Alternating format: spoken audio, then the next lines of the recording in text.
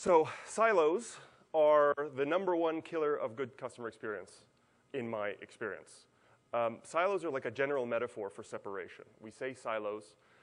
There are silos all over organizations and all over how we think about content. It's generally just a lack of understanding, visibility, or communication.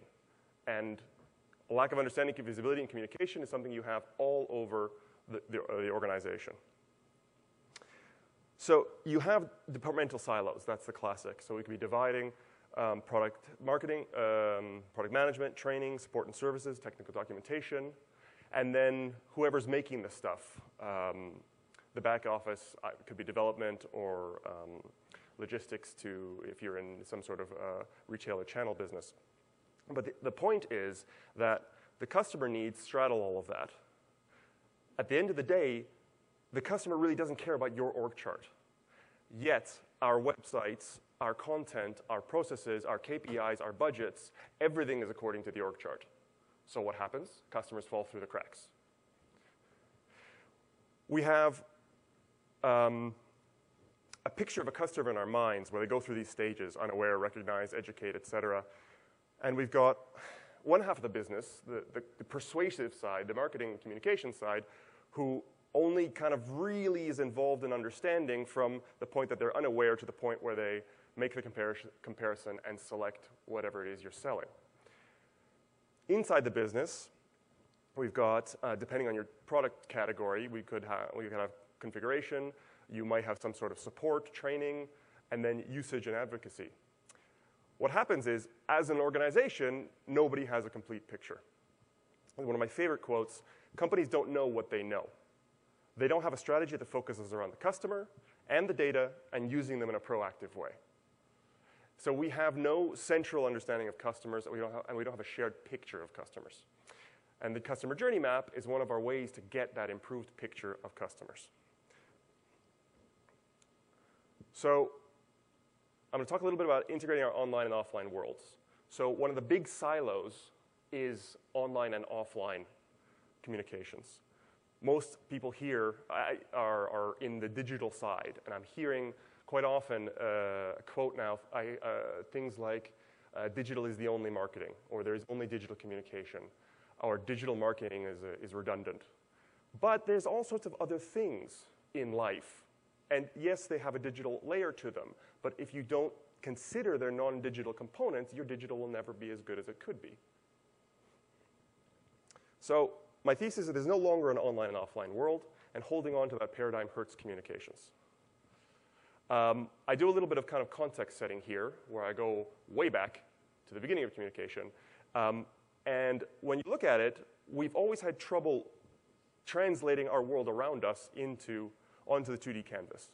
So all around the world, all throughout history, everything came out a little bit because we couldn't get our content properly captured because it didn't translate from one paradigm to another. About 1,000 years ago, the Chinese got pretty close, and then in the Renaissance, 2 guys in Italy nailed it. They nailed a mathematical equation for figuring out, based on where an object is in the distance, where it should appear on a canvas. And for the first time, we had perfect perspective. We were able to translate the 3D world onto the 2D canvas. I think we're at a similar turning point in history. That was totally on purpose. We conceive content today on the 2D canvas. We've gotten used to that. We've integrated that. So we imagine users moving from a SERP over to a landing page, and from a landing page downloading a brochure. But that's not really how life works. Customer experience is 4-dimensional. You have the length and width of these various content spaces that they're consuming, but we have to consider as well depth. Now, depth could be the idea of drilling down into a certain topic. So you could be researching more about something that you've heard about. It can also be something called progressive disclosure, which I'll tell you a little bit more about in a little while, but that's the idea of staging and spoon-feeding the right amount of information to a user at the right time in their journey. And it can also be multi-asset relationships. You may only be responsible for the social and the landing page, but somebody else is responsible for the brochure and the data sheet, But these relationships create one story of depth where they can keep researching down. Then we also have time, which today can be dynamic or real-time content, or it could mean audience or context-specific content. Exactly what is going on for this user at this time, and what do they want where they are. So although we conceive content in 2D, customer experience is 4D. They have a question they want an answer. And they will drop through our departments, from a third-party indexing engine like Google, or from a social portal, through our landing page down to that data sheet in a matter of seconds. For them, it's one contiguous experience. So therefore, all of our inconsistencies, all of our mismatched branding, all of our mismatched messaging, our facts that go out of date, they will see them side by side. The fact that you're responsible for that landing page and it got updated last month, whereas the brochure and the data sheet are written by somebody else and they updated it last year, the customer doesn't care about that. This is one experience to them, not two departments. So planning structures and strategies have to be time and depth aware. I've got some examples of what I mean by this to kind of bring it home. So Twitter is, maybe not as cool as it was a couple of years ago, but Twitter is not cool because of how much value you can pack in 160 characters. What's great about Twitter is you've got this ability, excuse me, to extend those 160 characters with metadata. You can drill down into e-learning. You can learn more about Tom SPK, whoever that is. You can learn more about the Congility conference. Or you can go read about the ILT magazine. So what you're essentially doing with Twitter and metadata tags and links is handing people these little content pyramids, allowing them an opportunity to drill down. More metadata equals more perspectives. The more you've tagged and categorized your information, the more ways that you can cross-cut it to give people a new way to drill into it or access it. I've got an example with Kindle. With Kindle, you can be reading the Bible or Beowulf or something that was written 1,000 years ago, and you have this social layer added to it.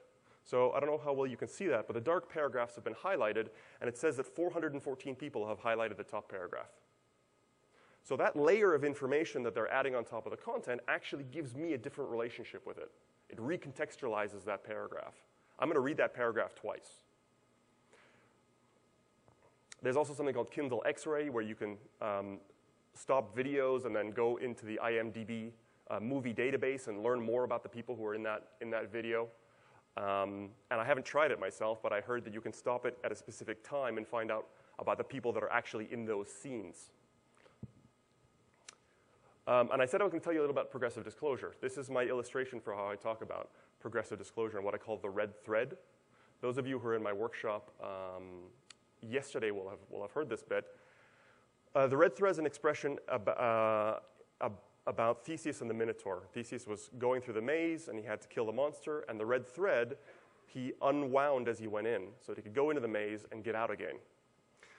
Organizations don't provide our users a red thread.